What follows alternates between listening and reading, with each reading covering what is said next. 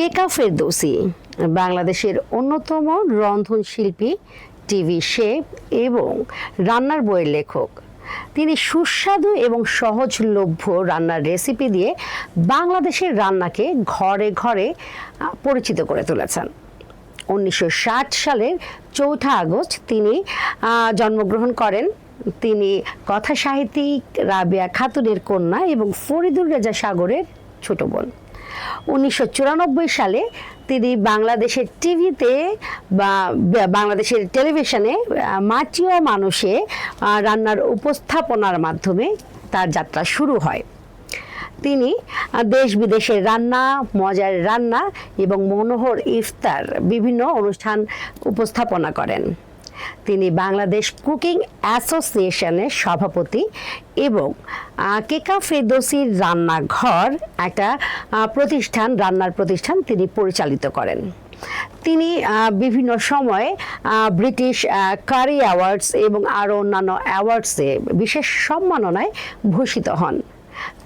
তারই ধারাবাহিকতায় আজকে আমাদের যেই অতিথি তৃপ্তি রানী বারৈ, তিনি একই সাথে একজন রন্ধনশিল্পী, একজন লেখক এবং একজন আবৃত্তি শিল্পী।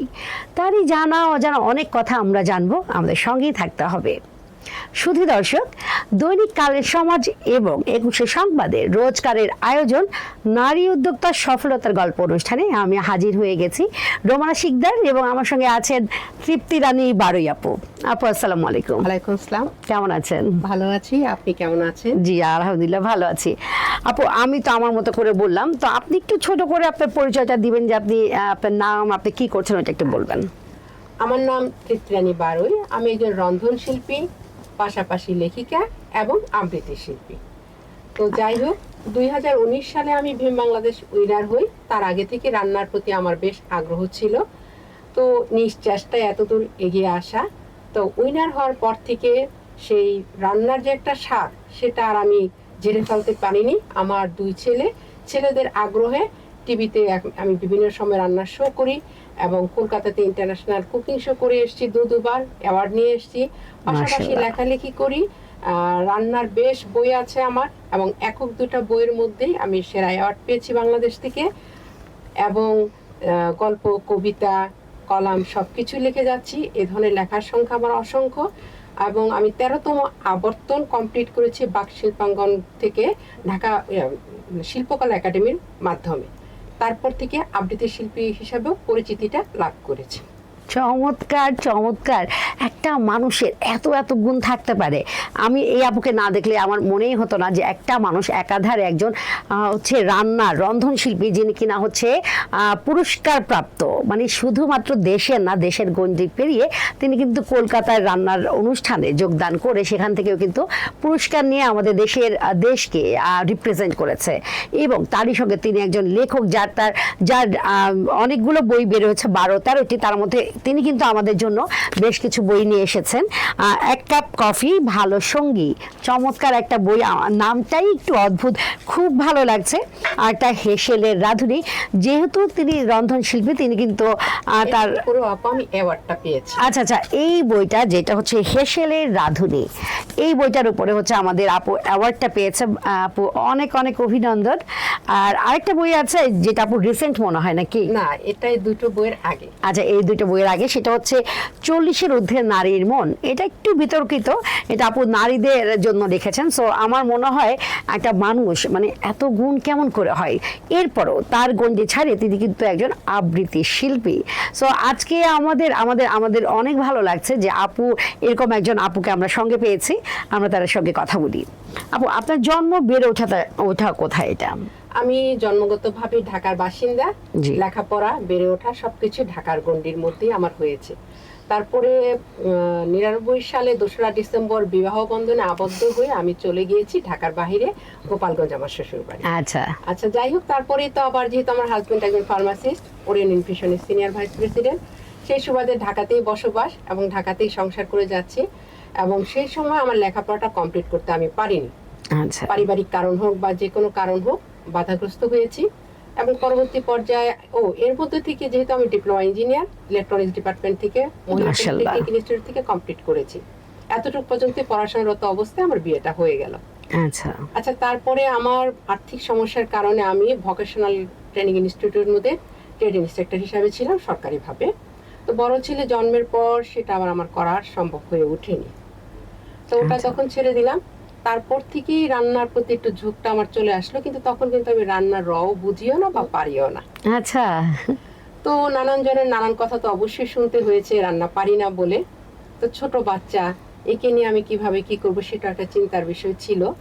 তো ওকে যখন ফার্স্ট আমি স্কুলে দিয়েছি, ওখান থেকে দেখলাম যে মানে কেজি স্কুল যেটা বলে, ওখানে একটা ভাবি আমার খুব কাছের, সে এরকম কেক বানিয়ে নিয়ে আসছে, আমাকে খাইয়েছে এবং আমাকে গিফটও করেছে বেশ কয়েকবার। তো ওটা খেয়ে আমার কাছে এতই ভালো লেগেছে যে ছেলে ঘুমিয়ে যাওয়ার পরে রাতে ঘুম থেকে উঠে আমি ওর আগে কেকটা খেয়ে ফেলছি মজার কারণে, কিন্তু তখন কিন্তু আমি কিছু বানাতে পারি না। আচ্ছা তো তারপর আমি একসময় ভাবিকে বললাম যে ভাবি তুমি এক কাজ করো, আমাকে একটু শেখাও।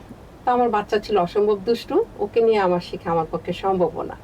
তো আমাকে বললো অসুবিধা নেই, তুমি পারবে, তুমি আমার কাছ থেকে একটু হাই হ্যালোর মাধ্যমে মানে ফোনে শুনে নিয়েছে আর কি কিভাবে কেকটা তৈরি আচ্ছা, করে। আচ্ছা। আমি কিন্তু কখনো দেখিনি চোখে, এবং ওভেন নেই। তো ওর মাধ্যমে বলাতে আমি একটা মিয়াকো ওভেন কিনে নিলাম, এবং ফার্স্ট টাইম যখন আমি একটা কেক বানিয়েছি, সেটা 2006 সালের কথা। আমি তখন আমার কেএম দাসলেন বাসা, আমি ভাড়া বাসায় থাকি সেই সময়। আচ্ছা সে সময় আমার শাশুড়ি আমার কাছে উপস্থিত ছিলেন। কেকটা বানানোর পর আমি নিজে খেয়েছি, আমার শাশুড়িকে দিয়েছি, তো বললো খুব ভালো হয়েছে। মানে আচ্ছা তার মুখ থেকে যে ভালো কথাটা শোনার পর আমার আগ্রহটা বেড়ে গেল। পাশাপাশি আমি চলে এলাম আশেপাশে কিছু দোকানে দেওয়ার জন্য, মানে খাইয়েছি এবং বলেছি যে অর্ডার দিবেন। ওরা খেয়ে আমাকে বললো বৌদি খুব ভালো হয়েছে, কিন্তু কোথা থেকে পেলেন? তা আমি বলছি যেখান থেকে পাই না কেন, এখন আমার দরকার একটু অর্ডার। আচ্ছা তারপর থেকে অর্ডার পাওয়া শুরু হয়ে গেল। দৈনিকে কিছু কিছু কেক তৈরি করি, সেল করি, এবং এই অবস্থা আমার চলছে। যেহেতু 2-4 পয়সা হাতে চলে আসছে, সেই সুবাদে আরো আগ্রহ বেড়ে গেল একটু সস তৈরি করা, একা একাই কিন্তু সবকিছু আচ্ছা এগুলো সেল করছি। তো এরকম ভাবে আমার বেশ কিছুদিন চলতে থাকলো। অন্য রান্নাগুলির প্রতি আমি আগ্রহ শুরু করে দিলাম, যে নিজে নিজেই কিন্তু করছি সব। ছোটখাটো অর্ডার থেকে একটু বড় অর্ডার আসে, এই করতে করতে আমার ছোট ছেলের জন্ম হলো।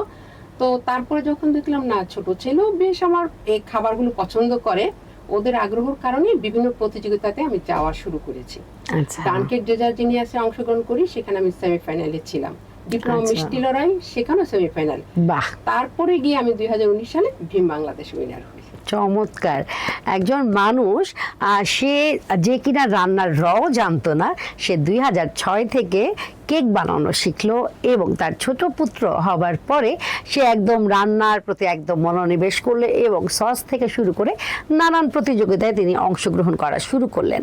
সো একজন মানুষ মানে কতটুকু তার রান্না ভালো হতে পারে আমাদের বিশ্বাস, তা না হলে তিনি এরকম জয়ী হতে পারতেন না, যেটা হচ্ছে ভীমের ভীম কি ছিল আপু? ভীম বাংলাদেশ। আচ্ছা, ভীম বাংলাদেশের রান্নার প্রতিযোগিতায় আপু কিন্তু জয়ী হয়েছেন।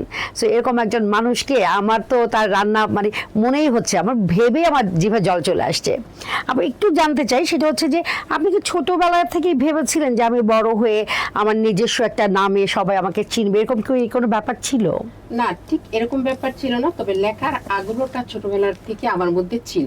আচ্ছা। একটু কবিতা লেখা বা ছোটখাটো গল্প লেখা। আরো যে একটা বিষয় বলবো সেটা হচ্ছে, আমি যখন ডিপ্লোমা ইঞ্জিনিয়ারিং করি তখন জি। কিন্তু আমি হোস্টেলে ছিলাম, আচ্ছা আচ্ছা। বাসা থেকে একটু দূর হয়ে যায় বলে। তো সেই সময় দেখা গেল কি অনেকেই আমার রুমমেট যারা একটু একটু একটু সম্পর্ক করে, কিন্তু ভালো সুন্দর ভাষা দিয়ে চিঠি লিখতে পারতো। তো মজার ব্যাপার, ওরা আমাকে দিয়ে কপি করে নিত, পরে ওদের মতো করে লিখে নিত। আচ্ছা আচ্ছা। তো এই লেখাগুলো আমি ওদেরকে সহযোগিতা করেছি, মানে লিখতে ভালো লাগতো। এবং একসময় আমি যখন স্কুলে পড়ি, সেই সময় ক্লাস 7 বা 8-এ ইত্তেফাক পত্রিকা কিন্তু তখন আচ্ছা আমার জি। কবিতা প্রকাশিত হয়। চমৎকার ভালো লেগেছিল চমৎকার। তখন। আচ্ছা আচ্ছা। তো এইভাবে লেখালেখির আগ্রহ ছিল, তবে একটা পর্যায়ে আমি ভেবেছি না আমি লেখালেখিটা করব। কিন্তু আমাদের সেই সময়টা 90 শতকের কথা। তো তখন কিন্তু বাবা মা আমাদেরকে এরকম ভাবে সায় দিতেন না, আমার মেয়ে আচ্ছা। লিখবে, লেখা প্রকাশ হবে। তো সেভাবে আমি আত্মপ্রকাশটা করতে পারিনি। আচ্ছা আচ্ছা। কিন্তু লেখাটা আমি ভিতর ভেতর ঠিকই করে গিয়েছি। বিয়ের পরও আমি লেখালেখি আচ্ছা। করে রাখতাম, অনেক কিছু ডায়েরি বলেন বা ছোট ছোট এরকম খাতা নিয়ে লিখে আমি রেখে দিতাম। কিন্তু করোনার সময়টা যখন একেবারে বন্দি হয়ে গেলাম, সেই সময়টা আমি লেখার প্রচারটা ঘর থেকে শুরু করে দিলাম আচ্ছা, একদম আচ্ছা। পুরো দমে। অনলাইন পত্রিকা দেশচিত্র অনলাইন পত্রিকাতে আমার প্রচুর লেখা প্রকাশ হয়েছে, গল্প, কবিতা। এবং এই কথাটা একটু না বললেই পারছি না, ওখানে এমনও মানে প্রতি সপ্তাহে সপ্তাহে আমার গল্প যেত যে আমি একটা গল্পে লিখেছি এপারেও তুমি ওপারেও তুমি। তো এই গল্পটার শেষ প্রান্তে নায়িকা মারা গিয়েছে। তো আমার পরিচিত মহলে যাদেরকে লিঙ্ক দিয়েছি, গল্পটা পড়ার পর ওরা আমাকে পটপট করে সবাই ফোন করছে, কারণ একটাই, কেন নায়িকা সুন্দর গল্পটা লিখে কেন নায়িকাটাকে মেরে ফেলছে। তো তখন আমি তাদেরকে বলছি যে আমার তো নামের সার্থকতাটা দেখাতে হবে, যে এপারেও তুমি ওপারেও তুমি আমার, এই কারণে মেরে ফেলেছি। চমৎকার চমৎকার।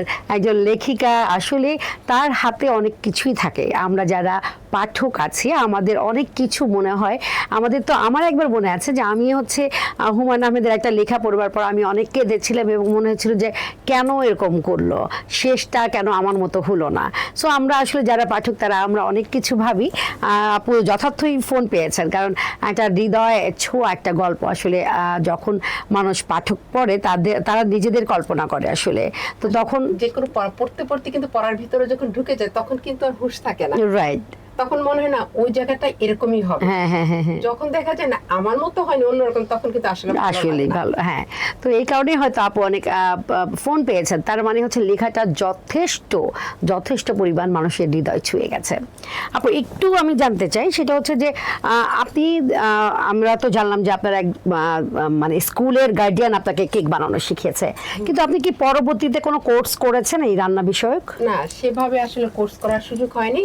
শুধুমাত্র এনএসডির আন্ডারে মানে সরকারি প্রজেক্ট যেগুলো, সেই সুবাদে আপনার আরটিও, তারপর আরপিএল কোর্সগুলি, অর্থাৎ সরকারিভাবে আমাদের পরীক্ষা দেওয়ার একটা সুযোগ থাকে, যেটা আরপিএল, সেটা 3 দিনের ক্লাস করার মাধ্যমে বিভিন্ন একাডেমি আছে, রংধনু একাডেমি আছে, সেখান থেকে আমি অবশ্য ফুড অ্যান্ড বেভারেজের লেভেল 3টা কমপ্লিট করেছি। আচ্ছা, এইটাই তো অনেক, তাই না? হ্যাঁ, আমরা তো আর অতটা সুযোগ পেয়ে উঠতে পারি না, সংসার করে সবকিছু করে সেই সুযোগটা হয় না। তারপরে এএফসি এর মাধ্যমে আমি আরো 2টা শেষ করেছি, সেটা হচ্ছে ডোমেস্টিক ফুড এন্ড প্রিজার্ভেশনের, ওটা আরটিও ছিল লেভেল 3, আবার ফুড প্রিজার্ভেশনের সেটাও লেভেল 3, সেটা আরপিএল ছিল।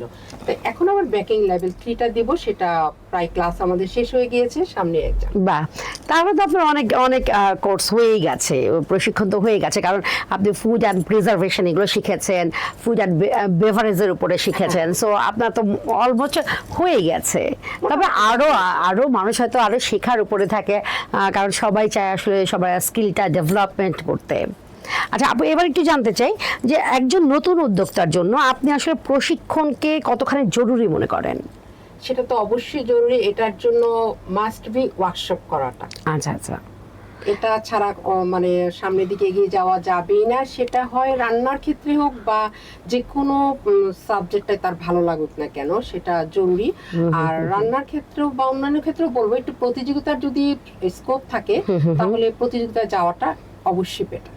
আচ্ছা, তার মানে আপু বলতে চেয়েছেন বিভিন্ন প্রতিযোগিতায় আপনি অংশগ্রহণ করুন, আপনি জিতুন বা হারুন সেটা বড় কথা না, আপনি সেখানে গেলে বিভিন্ন জনের বিভিন্ন রান্নার রেসিপি দেখতে পাবেন এবং ওখান থেকে আসলে অনেক কিছু শেখার আছে। যারা হচ্ছে জাজ হিসেবে থাকেন তাদের কাছ থেকে অনেক কিছু শেখা যায়। তো আপুর কথা হচ্ছে যে আপনারা রান্নার প্রতিযোগিতায় অংশগ্রহণ করুন, হার জিত আসলে সবখানে থাকবেই, সেটা নিয়ে পড়ে থাকলে কিন্তু চলবে না। এবার একটু জানতে চাই যে আপনি যখন লেখা শুরু করলেন, আপনার প্রথম উপন্যাস বা গল্প যেটাই বলেন, যখন প্রথম বই আকারে ছাপা হলো, আপনার আসলে অনুভূতিটা কেমন ছিল যে আপনার বই আকারে বাণিজ্যিকভাবে বিক্রি? হ্যাঁ, প্রতি বছরই কিন্তু বাংলা একাডেমি থেকে আপনার 21শে বই মেলায় আমার প্রত্যেকটা বছর একটা করে বই বের হবে। চমৎকার।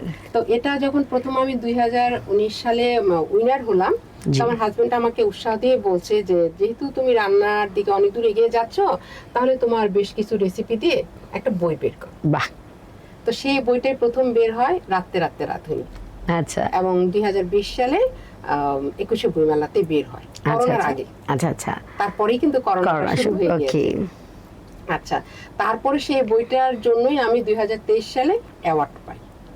ওয়াও, চমৎকার। এবং তারপরে এখন তো প্রতি বছর বই বের হচ্ছে, আর বর্তমানে বেশ বই বের হচ্ছে ভিন্ন মাত্রার প্রকাশনী থেকে। আচ্ছা, ভিন্ন মাত্রার। মাসুমিল্লাহ ভাই একজন খুবই গুণী ব্যক্তি এবং ভালো মনের মানুষ। শুধু আমি না, আমার হাজবেন্ডও আমার সঙ্গে সঙ্গে এখানে লেখালেখি করে, ওরও বেশ বই বের হচ্ছে। চমৎকার। ঘরের মধ্যে দুজন লেখক থাকলে নিশ্চয়ই দ্বন্দ্ব হতেই পারে, সেটা একটু জেনে আসি। আপু এখন একটু বলি, যেটা ভাইয়াও লিখছেন আপনিও লিখছেন, তো সেই ক্ষেত্রে আপনাদের কি মানসিক কোনো দূরত্ব তৈরি হয়? না না না না, এটা আরো প্লাস পয়েন্ট হয়েছে, আচ্ছা দ্বন্দ্ব আচ্ছা, হচ্ছে না। দ্বন্দ্ব হচ্ছে না। এটা আচ্ছা, মানে ও যখন লেখালেখি জগতে ছিল না, তো তখন দেখা যেত আসলে লেখাটা কিন্তু নিজের ইচ্ছাকৃত বিষয় না, যারা লেখেন তারা বুঝবেন। এটা হচ্ছে মাথায় যখন আমার একটা থিম আসবে, এটা কিন্তু মানে স্থিরভাবে আমি ধরে রাখতে পারবো না, মাথা কিন্তু কম্পিউটার না। রাইট। তখন কিন্তু থিমটা একটু টুকে রাখতে হয়। আচ্ছা, তো এখন বলি, আমি যখন নিজে একা একা লেখালেখি করছি, অর্থাৎ অনলাইন পত্রিকাতেও যখন লিখতাম, রাত্রেবেলা বিশেষ করে রাত্রে এবং শেষ রাতের দিকে সেই থিমটা আসে। আচ্ছা, আমি জানি না কার কখন আসে, কিন্তু আমার এই সময়টা। আচ্ছা আচ্ছা, তো তখনই আমি যখন ঘুম থেকে উঠে লাইট জ্বালিয়ে লিখতে যেতাম, ও বেশ বিরক্ত বোধ করতো এবং লাইটটা অফ করে দিত। এখন অফ করে এই যে দ্বন্দ্ব, ও আমি অন করছি অফ করে, এই করতে করতে মাথা থেকে সেই থিমটা উড়ে যেত এবং তখন আচ্ছা, কিন্তু আচ্ছা। তর্ক-বিতর্ক শুরু হয়ে যেত। আচ্ছা, আচ্ছা, জি, মানে আমি খুব কষ্ট পেতাম, কিন্তু Right. মনের ভিতরে যে আমার লেখাটা আসছে আমি কিন্তু সেটা প্রকাশ করতে পারছি না। রাইট। একটা গল্প হোক, আমি হয়তো অর্ধেকটা লিখে ঘুমিয়ে পড়েছি, ঘুম ভাঙার পর কিন্তু আমার শেষটা মাথায় চলে আসছে, Right. এখন আমি কি করব? আচ্ছা, হ্যাঁ, এখন আমার ওই লেখাটা লিখতে হবে। আচ্ছা তো আচ্ছা, সেই সময় আমার হাজবেন্ড একটু এরকম করতো, তখন কিন্তু লেখালেখি জগতে আসেনি। তো আমি খুব কষ্ট পেতাম, ভিতর ভিতর রাগ হতো এবং অনেক সময় ওর ফ্রেন্ডদের সাথে কথাগুলি শেয়ার করতাম, আচ্ছা, আমার ভালো লাগতো না বলে আচ্ছা বিষয়টা। আচ্ছা, তো যাই হোক, এই করতে করতে একটা পর্যায়ে দেখা গেল ও আমাকে নিজে থেকে বলতেছে, আমি একটু লিখতে চাই, আমাকে সাহায্য করো। আচ্ছা, আমার কাছে কিন্তু বিষয়টা একটু অবাক লাগছে এবং ভালো লাগছে। আচ্ছা, তো ও যেহেতু ফার্মাসিস্ট, ও কিন্তু ওর উপরে ভিত্তি করে, অর্থাৎ ভেষজ ওষুধপত্রের উপরই লেখালেখি করে, আচ্ছা আচ্ছা, শাকসবজির গুণাগুণ নিয়ে লেখালেখি করে, এবং ওর বইটাও কিন্তু গত বছরের বইটা সরকারিকরণ হয়ে গিয়েছে, বিভিন্ন প্রতিষ্ঠানে ওর চমৎকার বইটা নিয়ে গিয়েছে। চমৎকার না, চমৎকার। ও সব জায়গায় বলে যে আমার ওয়াইফের কারণে আমি আচ্ছা, আচ্ছা। লেখালেখিতে এসেছি।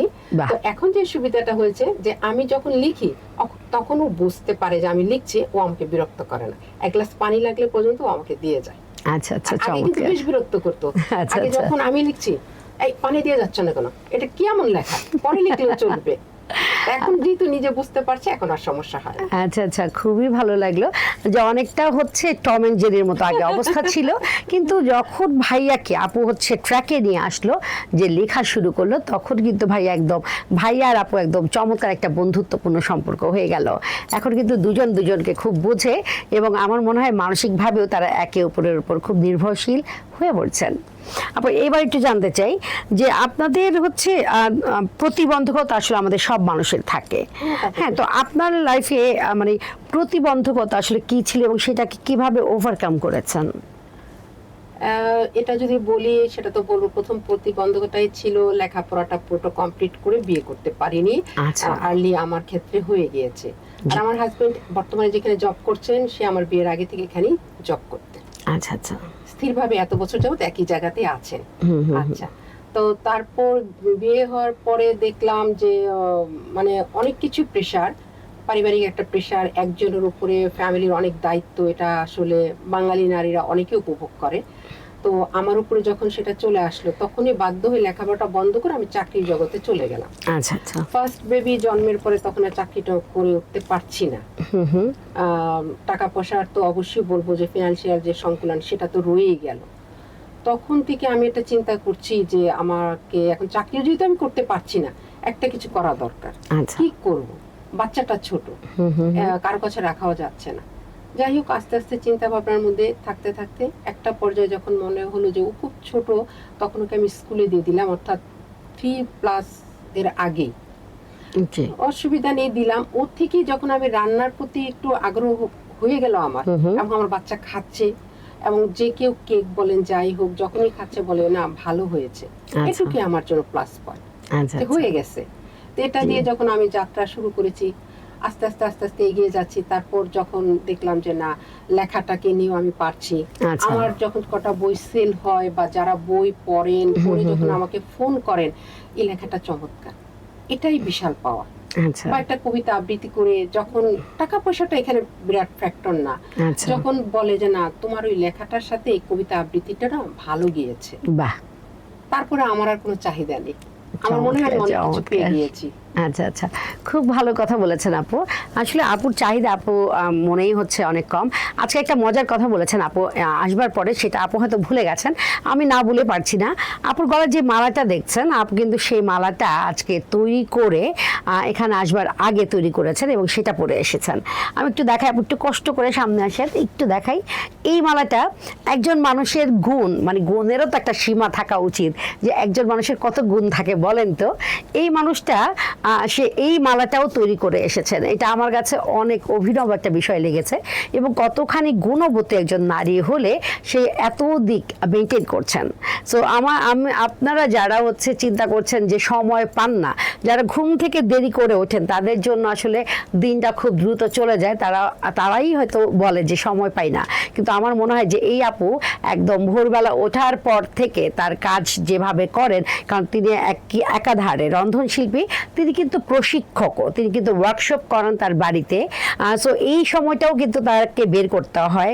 এরপরে তার বাচ্চারা আছে, তার সংসার আছে, লেখালেখি আছে, এবং এরকম হস্তশিল্পের কাজও তিনি করছেন। সো এরকম গুণবতী নারী আপনারা যারা ভাবছেন যে আমরাও করতে চাই, আমার মনে হয় যে আপনাদের অবশ্যই পরিশ্রম করতে হবে।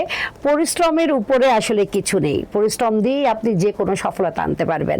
আপনার লক্ষ্য ঠিক থাকতে হবে, সেই মতো ছক বেঁধে আপনাকে পরিকল্পনা মাফিক আপনাকে এগোতে হবে, এবং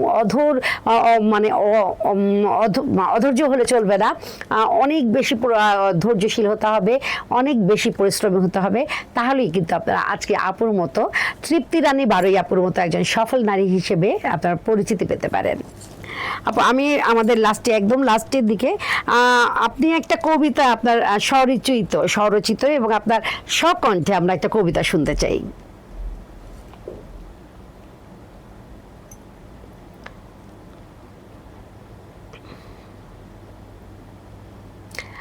আমরা এই ফাঁকে একটু বিদায় নিয়ে আসি, শুরু হয়। হ্যাঁ বলেন আপু, পুরাটুক না আপনি মানে যে অল্প বলেন একটু। স্বরচিত কবিতা, যাবে মোর সাথে।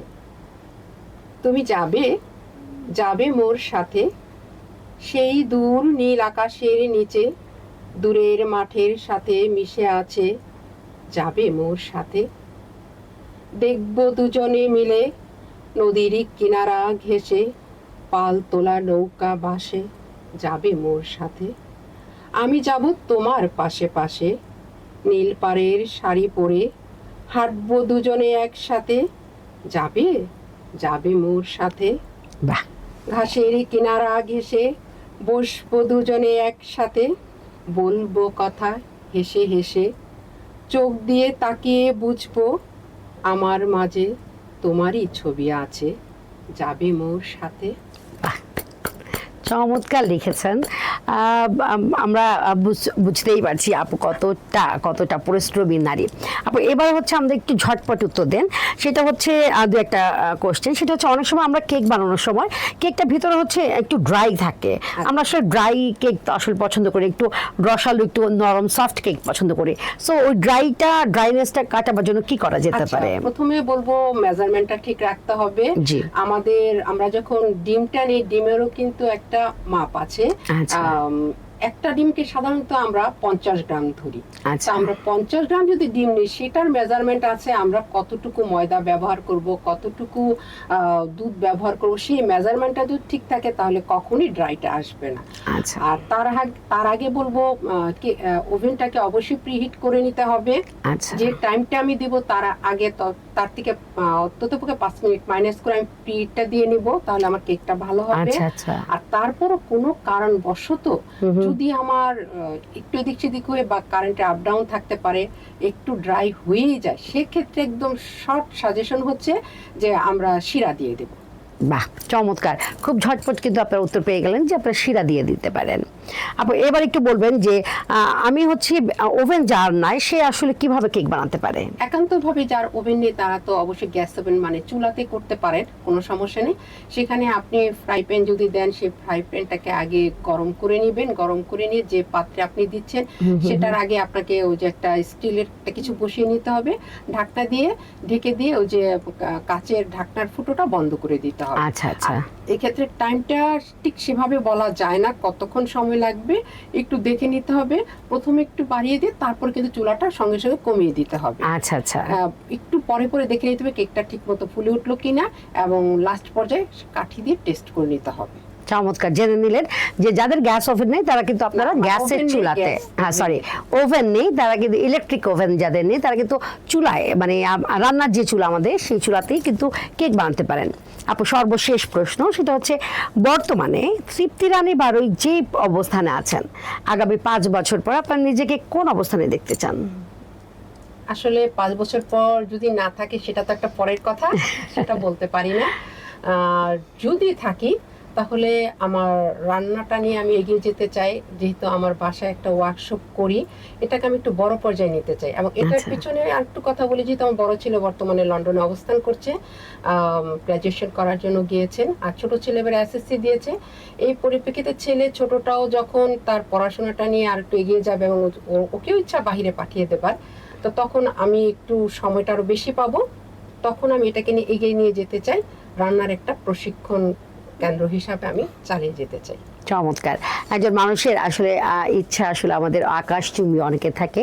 আপু কিন্তু খুব আকাশচুম্বী ইচ্ছা পোষণ করেননি, তিনি একটা সুন্দর রান্নার প্রশিক্ষণ কেন্দ্র খুলতে চেয়েছেন, যেখানে তিনি অসংখ্য মানুষকে হচ্ছে প্রশিক্ষণ দিতে চান। সো এটা অনেক ভালো লাগলো। আপনারা মানে আমার কাছে মনে হয় যে মানুষের স্বপ্ন আসলে আকাশচুম্বী হলেও পুরোপুরি না গেলেও কাছাকাছি আসবে। সো আমাদের স্বপ্ন দেখা উচিত একদম উপর পর্যন্ত। আপু, অসংখ্য ধন্যবাদ, আপনার মূল্যবান সময় আমাদের দিয়েছেন, কৃতজ্ঞতা। আপনাকে ধন্যবাদ। Thank you. শুধু দর্শক, দৈনিক কালের সমাজের রোজকারের আয়োজন নারী উদ্যোক্তা সফলতার গল্প অনুষ্ঠানে আপনাদের এই পর্বটি কেমন লাগলো আমাদের অবশ্যই লিখে জানাবেন, এবং আপনারা যারা এই অনুষ্ঠানে আসতে চান আপনারাও আমাদের ইনবক্স করে দিতে পারেন। আর আজকে এই পর্যন্ত, সবাই সুস্থ থাকুন, ভালো থাকুন, আমাদের সঙ্গেই থাকুন। আল্লাহ হাফেজ, আসসালামু আলাইকুম, শুভ বিকেল।